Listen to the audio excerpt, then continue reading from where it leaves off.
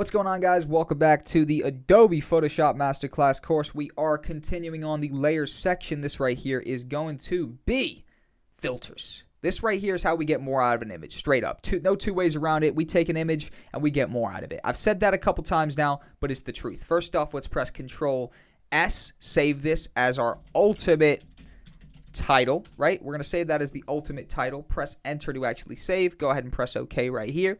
And we've saved it. Honestly, we smashed it. We took a very basic text layer. We made it an ultimate title. And I think that right there is 10 out of 10 if I do say so myself. Now, I want to revisit the desk, all right? Because there's more I want to do. This was looking so good. It was looking great. We used our blending modes via a pattern, aka a texture, and we took more out of it. We made more out of this image. If we untick it, we see it's a bit more boring.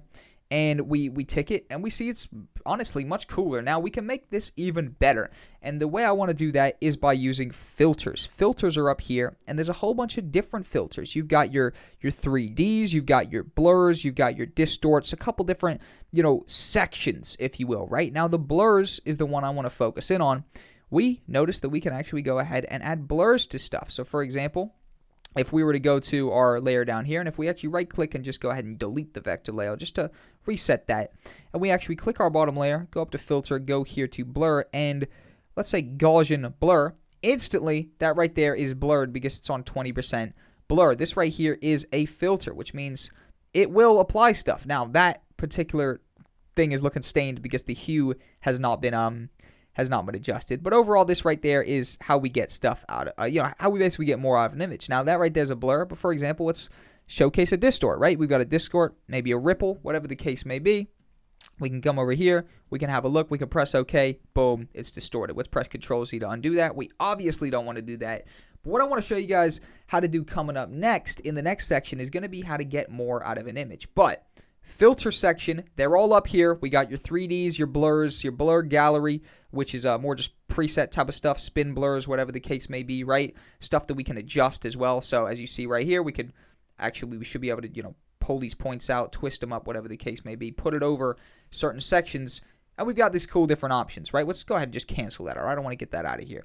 Let's go to Filter, have a look at a couple more. You got your noises, your pixelates, which is just more sort of distorts, if you will. A couple different options about rendering, lens flares, lightning effects, whatever the case may be. For example, let's get the lens flare one. We could, let's say we want a lens flare coming through the window, whatever. We could press OK, and let's turn this off so we can see it. There's now a bit more of a lens flare coming through. So there's a couple different cool things like that, right? And we will extensively use more and more filters as we go. Filters is something I use with every project I'm making now, right? Damn near. But what I want to actually do in the next section is do an exercise and explore how to actually take this image right here and make it better, enhance it. I know we've been building on this image a fair bit, so I know at the end of the day, it started off like that. Then we threw that on top. Then we threw another little adjustment layer to get a bit more depth out of it. Then we threw a whole full-blown pattern on there. It really took more. We used the blending modes with that. So we've been building on top of this base layer, and I want to finalize it with layer filters and really show you guys how to make an advanced layer pretty much. So we're going to come back next with layer filters in an exercise together. I'll see you there.